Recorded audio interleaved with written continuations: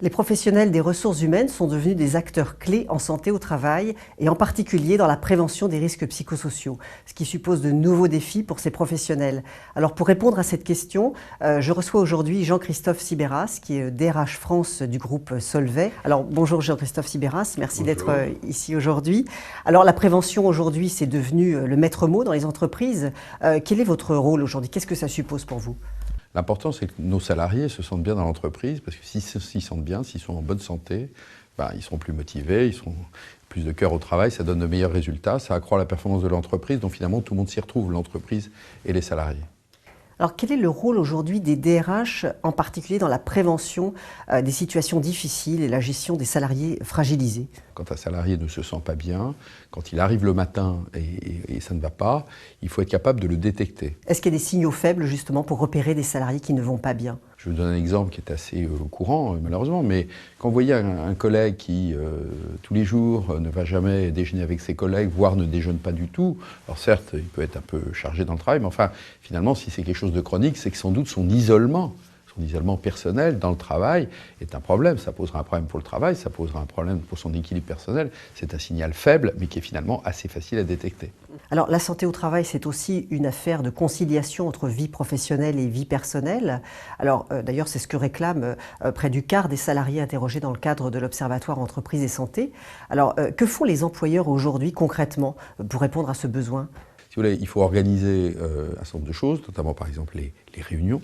Ne pas mettre des réunions trop tard, éviter qu'il y ait des salariés qui sortent à des heures indues. Il y a des entreprises qui ont carrément dit à partir de telle heure, tout le monde s'en va, on ferme.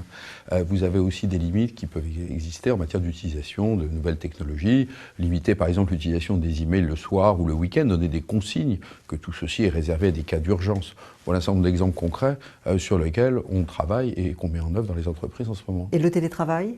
Donner de la souplesse, la possibilité de travailler chez soi à domicile, quand c'est possible, bien sûr, ça l'est pas forcément pour tout le monde, mais ça l'est quand même assez souvent, notamment dans les métiers tertiaires, pouvoir donner de la souplesse sur le travail à domicile, c'est moins de fatigue, et donc sans doute un travail beaucoup plus efficace. Alors la santé au travail mobilise beaucoup d'acteurs dans les entreprises. Comment devront agir les DRH à l'avenir pour vraiment se positionner comme de véritables acteurs dans la prévention ? Je dirais, le DRH, ce qu'on lui demande aujourd'hui, c'est deux choses. La première chose, c'est d'alerter la direction générale sur tous ces sujets de préoccupation, de faire qu'elle l'intègre elle-même dans ses chantiers, dans ses projets. Alors bonjour Jean-Christophe Sibéras, merci d'être ici aujourd'hui. Alors la prévention aujourd'hui, c'est devenu le maître mot dans les entreprises. Quel est votre rôle aujourd'hui? Qu'est-ce que ça suppose pour vous? L'important, c'est que nos salariés se sentent bien dans l'entreprise, parce que s'ils se sentent bien, s'ils sont en bonne santé, ils seront plus motivés, ils seront plus de cœur au travail, ça donne de meilleurs résultats, ça accroît la performance de l'entreprise, donc finalement tout le monde s'y retrouve, l'entreprise et les salariés. Alors quel est le rôle aujourd'hui des DRH, en particulier dans la prévention des situations difficiles et la gestion des salariés fragilisés? Quand un salarié ne se sent pas bien, quand il arrive le matin et ça ne va pas, il faut être capable de le détecter. Est-ce qu'il y a des signaux faibles justement pour repérer des salariés qui ne vont pas bien? Je vais vous donner un exemple qui est assez courant malheureusement, mais quand vous voyez un collègue qui tous les jours ne va jamais déjeuner avec ses collègues, voire ne déjeune pas du tout, alors certes il peut être un peu chargé dans le travail, mais enfin finalement si c'est quelque chose de chronique, c'est que sans doute son isolement personnel dans le travail est un problème. Ça posera un problème pour le travail, ça posera un problème pour son équilibre personnel. C'est un signal faible, mais qui est finalement assez facile à détecter. Alors la santé au travail, c'est aussi une affaire de conciliation entre vie professionnelle et vie personnelle. Alors d'ailleurs, c'est ce que réclame près du quart des salariés interrogés dans le cadre de l'Observatoire Entreprise et Santé. Alors que font les employeurs aujourd'hui concrètement pour répondre à ce besoin? Si vous voulez, il faut organiser un certain nombre de choses, notamment par exemple les réunions. Ne pas mettre des réunions trop tard, éviter qu'il y ait des salariés qui sortent à des heures indues. Il y a des entreprises qui ont carrément dit à partir de telle heure, tout le monde s'en va, on ferme.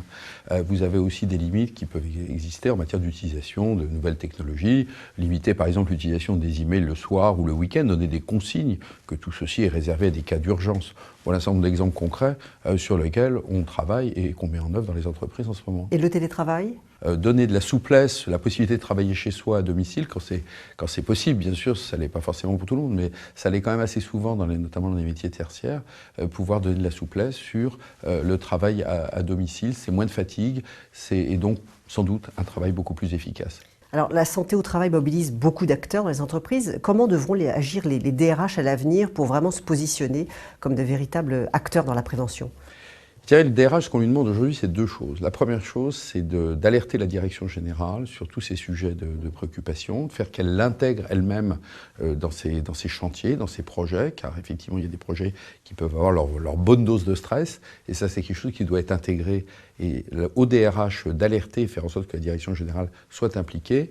Et puis après, c'est d'être aussi le chef d'orchestre de tous les acteurs dont j'ai parlé tout à l'heure. Il faut que ces gens-là, les managers, les collègues, les représentants du personnel, les services de santé au travail, travaillent ensemble, car effectivement, si chacun fait ça isolément, ça ne fonctionnera pas. Donc le DRH, on lui demande d'être au cœur de ça et d'être un peu l'homme orchestre du travail en commun de tous ces acteurs de l'entreprise.